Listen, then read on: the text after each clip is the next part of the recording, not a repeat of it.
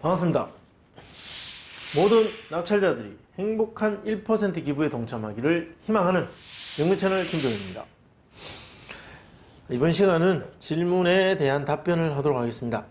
자, 질문을 한 분이 해주셨는데 이게 화질이 약간 흐릿하네요. 제가 읽어드리겠습니다. 안녕하세요. 평소 영상을 보면서 첫 낙찰을 목표로 열심히 준비하고 있는 직장인입니다. 여쭤볼 게 있습니다. 아파트 신건 같은 경우는 대출이 어떻게 진행되나요? 자, 일단 첫 번째. 아파트 신건일 경우, 신건, 첫 번째 1차에 낙찰될 경우 대출이 어떻게 진행되나요? 자, 감정가의 70%, 입찰가의 80% 중 낮은 것으로 한다고 아는데, 그러니까 이분은 어디 은행이나 또는 대출 상담사한테 대출이 어떻게 되나요? 라고 대충 한 물어본 것 같습니다.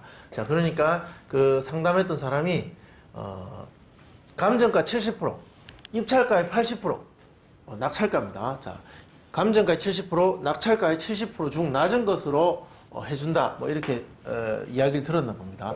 자, 신건은 낙찰가가 감정가보다 높으니 최대 70%다. 즉, 이런 경우는 감정가의 70%로 나온다라고 이분은 이제 알고 있다. 알고 들어가면 되나요? 이거 이제 저한테 물어보시네요.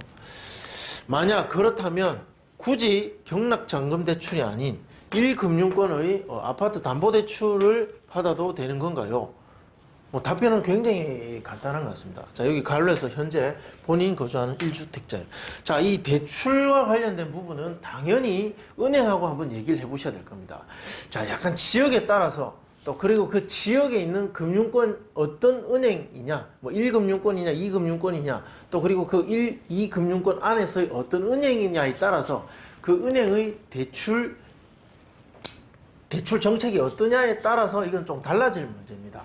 자, 예전에 같은 경우 굉장히 부동산 그 시장이 좋았던 시절에는 90%까지도 대출을 해줬습니다. 2금융권은 낙찰가의 90%까지. 그리고 일반 1금융권도 80%까지도 대출을 했습니다. 자, 그런데 지금은 어떻습니까? 시장 자체를 아주 타이트하게 부동산 시장이 어떤 거품이 많이 들어가는 것을 막기 위해서 부동산 정책상 금융 정책상 지금은 어떤 대출을 어느 정도 규제하고 있습니다. 자, 그렇게 해서 KB 시세의 70% 또는 감정가의 70% 이렇게 어느 정도 상한선을 제한하고 있는 중인데, 자, 이것은 어떤 은행이냐에 따라서 담보대출을 해서 플러스해서 80%까지 대출을 하기도 합니다. 자, 이게 담보대출로만 80인지 이것도 한번 확인해 보셔야 됩니다. 그 문의해 보신 은행이 어떤 은행인지는 모르겠지만. 자, 따라서 여기 보시면 본인이 거주하는 1주택자다. 자, 이 1주택이냐 또 2주택이냐 이런 것들은 조정구역이냐 아니냐에 따라서 또 달라질 수 있습니다. 이건 어느 지역이냐에 따라서 또 다를 수 있기 때문에 그 지역까지 감안해야 되는데, 자, 이 질문만 가지고 우리나라 전국의 어느 지역은 어떻다라는 걸 모두 답변하는 건 어렵습니다. 따라서 대출에 대한 이해를 좀 돕기 위한 어떤 내용으로 제가 설명을 좀 드릴게요. 자, 넘어가기 전에 여기 경락잔금 대출이 아닌 그냥 일반 부동산 담보대출로 해도 되느냐, 이거 제가 잠깐 설명드리고 넘어가겠습니다. 자, 아파트 매매와 아파트 경매, 자, 이 두 가지의 어떤 그 소유권 이전은 소위 승계취득입니다. A라는 소유자에서 B라는 소유자로 승계돼서 이 사람이 가지고 있던 것을 그대로 받아서 넘겨가는 승계취득인데, 자, 여기에 대한 담보대출은 법률적으로 따졌을 때는 성격이 똑같습니다. 자, 매매할 때의 담보대출도 받죠. 그리고 낙찰받아가지고 경락잔금대출도 받죠. 이 두 가지의 법적인 어떤 대출의 성격은 똑같다. 자, 실제로 대출을 받아보면 매매하면서 받는 담보대출이나 경락잔금대출이나 같습니다. 심지어 금리까지도 거의 같습니다. 물론 은행의 어떤 각 지점의 어떤 전략적인 어떤 그 영업 분야에 따라서 경락잔금 대출을 밀어주는 지점이 있고, 또 그냥 일반 담보대출을 선호해서 밀어주는 지점이 있습니다. 그 지점 따라 또 좀 다를 수도 있기 때문에 무엇이 더 좋다라고 말하기는 어렵습니다. 어떤 은행에서는 경락자금 대출이 뭐 더 낮을 수도 있고, 어떤 은행은 또 그냥 일반 담보대출이 낮을 수도 있습니다. 또 심지어 어떤 은행 지점 가면 경락자금 대출 아예 안 하는 데도 있습니다. 아니, 우리는 그 취급 안 합니다라고. 뭐 지점장이 별로 뭐 선호하지도 않고, 또 담당자가 그다지 뭐 해본 경험도 없고, 뭐 그러면 안 할 수도 있는 거죠. 아파트 담보대출은 거의 대부분 하죠. 거의 뭐 부동산에서는 그 현금이랑 마찬가지니까. 뭐 이거 안 하는 지점은 거의 없을 겁니다. 어쨌든 이 두 가지는 다른 것이 아니라 사실 같은 겁니다. 취득 방식이 좀 다른 겁니다. 그래서 이 질문은 뭐 좀 잘못된 것이 아닌가. 뭐 받고 싶으면 담보대출 받으셔도 되고, 뭐 경락대출이나 담보대출 차이는 없다. 다만 선생님께서 지금 저한테 설명을 들어보셔야 될 것은 이겁니다. 아파트 담보대출에 대한 은행 입장에서 한번 생각해 보는 것이죠. 자, 여기 보시면 우리나라 아파트 담보대출 지금 현재 상한은 KB 시세의 뭐 60에서 70%입니다. 은행에 따라 좀 다릅니다. 어떤 데는 60%가 있는 것 같고, 지금 현 기준입니다. 현 시점에서의 현재의 금융대출 어떤 정책 안에서의 어떤 그 상황입니다. 나중에 경기가 좋아지면 또 70에서 80이 될 수도 있고, 또 더 다른 상황이 되면 80에서 90이 될 수도 있습니다. 자, 현 시점에서 보면 60에서 한 70% 정도가 일반 금융권에서의 대출 상한선입니다. 이때의 시세라는 것은 보는 사람에 따라서, 또 심지어 그 같은 동네 중개사에 따라서도 조금 차이가 날 수도 있습니다. 따라서 은행 입장에서는 뭔가 명확한, 누가 봐도 이 정도 시세라는, 이것이 시세라는 뭔가 기준이 필요하죠. 그 기준이 이 KB 시세입니다. KB은행에서 조사해서 매주 업데이트하는 KB 시세. 자, 이 KB 시세의 60에서 70%를 대출의 상한선으로 보고 있습니다. 자, 이것을 대출의 상한선으로 보고, 죄송합니다. 이게 KB 시세가 있으면 이 KB 시세의 70%. 자, 그럼 이 30%는 무엇이냐? 자, 이 은행 입장에서 생각해 보시라는 겁니다. 선생님께서 누군가한테 대출을 해줄 때, 자, 뭐 100억짜리 물건을 담보로 대출해 주는데 100억을 다 대출해 주시겠습니까? 만약에 문제가 돼가지고 내가 그 돈을 상환받아야 되는데 갚아라고 하는데 100억이라는 어떤 부동산의 시세가 떨어질 수도 있는 거 아니겠습니까? 그 상환받기 전까지 그 물건의 가치 변동이 어느 정도 일어날지도 모르는 상황입니다.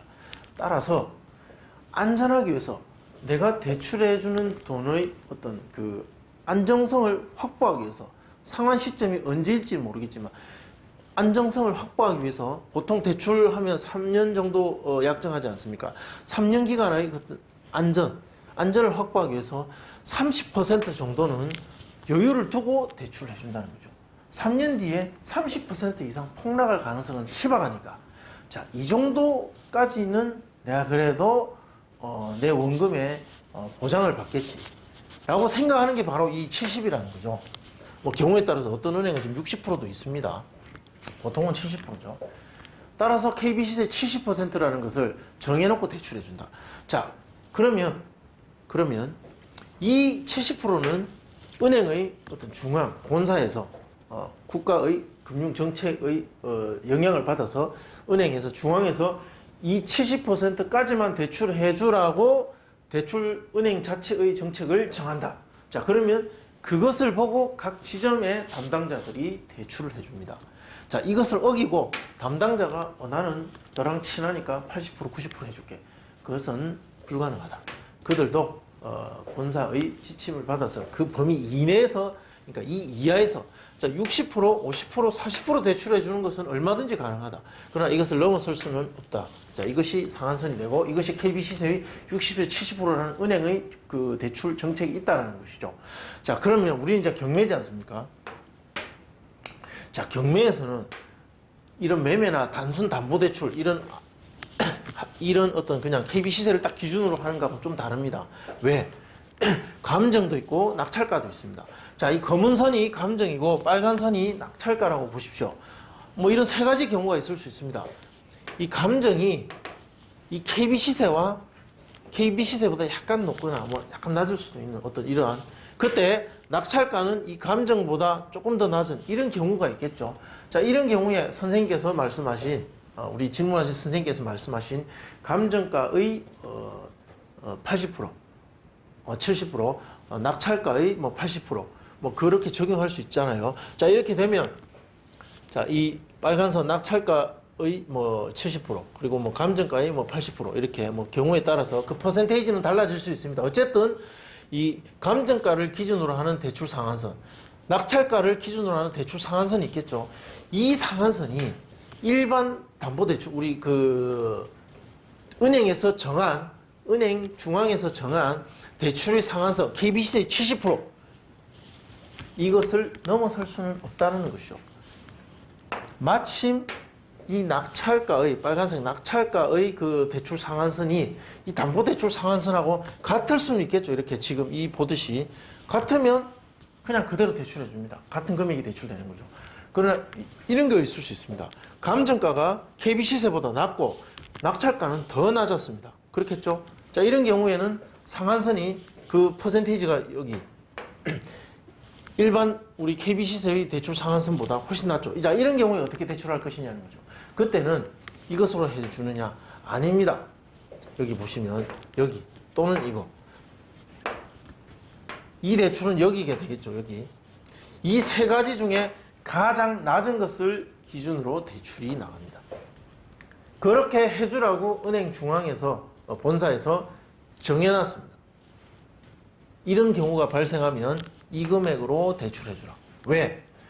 KB 시세는 이렇게 있지만 감정이 이렇게 된 것으로 봐서는 그 물건의 시세는 최근에 변동이 있었고 또 대출이 나가는 시점부터 3년 이내에 또 변동이 있을 가능성이 있는, 즉 아파트의 가격이 움직일 가능성이 높은 물건이다. 불안하다. 따라서 이 세 가지의 다른 대출 가능 금액 중에서 가장 낮은 것을 해서 가장 안전하게 가자라는 것이 은행의 생각입니다. 은행은 대출을 해주고 이자를 받아서 먹고 사는 어떤 그런 기업입니다. 돈을 많이 버는 것도 중요하지만 원금을 정확하게 안전하게 지켜나가는 그것도 굉장히 중요한 문제입니다. 이자 몇 푼 벌고자 원금을 날릴 수는 없기 때문에 안전을 굉장히 중요하게 생각하고, 그래서 이렇게 아주 안전한 범위 내에서만 대출을 해줍니다. 그 보수적인 생각을 여기다 갖다 붙이면 KB 시세의 뭐 일정 퍼센테이지, 감정가의 퍼센테이지, 낙찰가의 퍼센테이지, 그 세 가지를 모두 비교해서 가장 낮은 것을 대출해준다. 또 반대의 경우일 수도 있겠죠. KB 시세가 있고 감정가가 있고 그리고 낙찰가가 감정을 훨씬 넘어서는, 지금 질문하신 선생님의 경우는 바로 이 케이스입니다. 자, 이것을 주목해서 보셔야 되겠죠. 낙찰가가 KB 시세보다도 높고 감정가는 KB 시세의 그 부근에 있든 조금 높든 조금 낮든 어쨌든 이 낙찰가가 훨씬 높을 때, 자, 여기에 각각의 기준에 맞는 퍼센테이지를 했을 때 이렇게 됩니다. KB 시세가 말하는 담보대출 수준은 여기 있고, 그리고 감정가의 대출 상한선은 여기 있고, 그리고 낙찰가의 상한선은 여기 있습니다.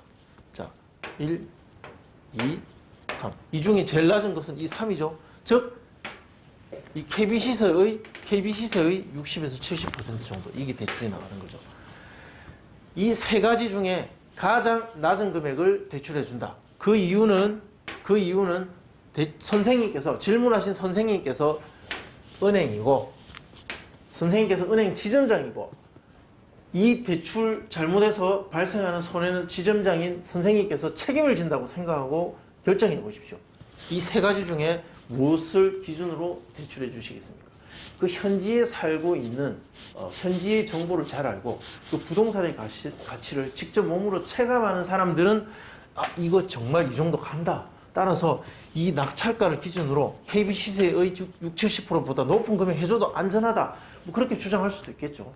자, 그런 경우가 보통 보면 현지에 있는 은행 지점장들은 그 대출, 그 물건의 어떤 그 가치를 체감한 사람들은 본사에 정말 이 정도 대출해줘도 됩니다라고 적극적으로 대출해주려는 지점장이 있고, 본사의 규정은 여기 이상 못 해주게 있고, 그런 본사와 지점장들의 마찰도 공장이나 토지 이런 물건들을 입찰하고 대출을 받다 보면 가끔 접할 수 있습니다.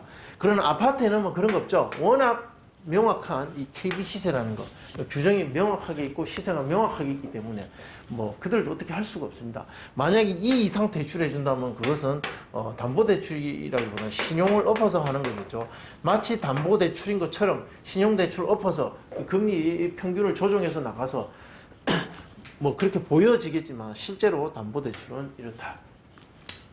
아파트 담보대출이랑 경락대출은 다른 것이 아니라 사실은 똑같은 담보대출입니다. 다만 경락받고 받는 것이고 그 적용하는 그 상한선이 몇 개 더 있는 것이고 그 중에 이 KB시세의 60, 70%그 범위까지 포함해서 그 세 가지 중에 가장 낮은 것을 대출하게 된다. 자, 그렇게 이야기하시면 됩니다. 자, 그렇게 하는 이유는 이 은행의 자기 자금에 대한 안정성 확보, 영업하고 이 자금 회수를 하는 데 있어서 가장 안전하게 내 돈을 지키겠다는 은행의 보수적인 판단 때문에 그렇다는 거죠. 그래서 왜 대출을 이렇게 하느냐가 이해가지 않는다면 은행의 입장에서 내 돈을 대출해 준다고 생각해 보시면 충분히 이해가 가실 것입니다. 그리고 이 KB시세, 자, 이 KB시세 아파트 입찰하시고 대출 받을 거면 이 KB시세 확인을 꼭 해보셔야 됩니다.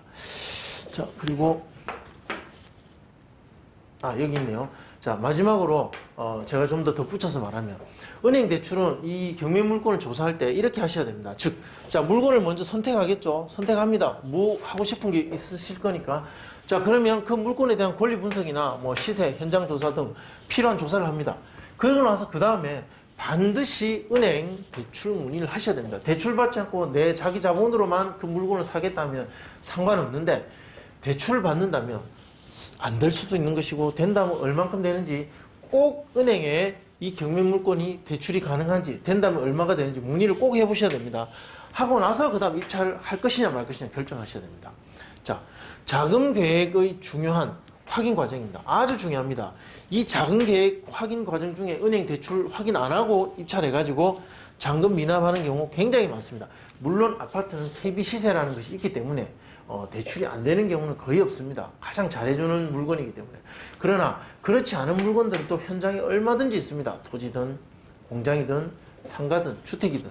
따라서 꼭 이 은행 대출은 이 조사 분석 시점 다음에 꼭 하셔야 됩니다. 경우에 따라서 자금 계획이 더 중요한 사람들은 이것을 먼저 하고 나서 조사와 분석을 하기도 합니다. 자, 저 같은 경우는 컨설팅을 할 때 문의 오는 사람들한테 이것을 먼저 시킵니다.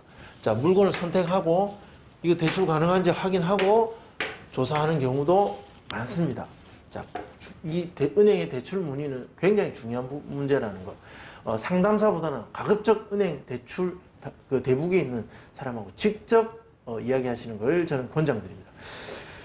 자, 또 더 궁금하신 내용 있으면 댓글 남겨주시면 답변해 드리겠습니다. 자, 좋아요, 구독 신청 부탁드리겠습니다. 감사합니다.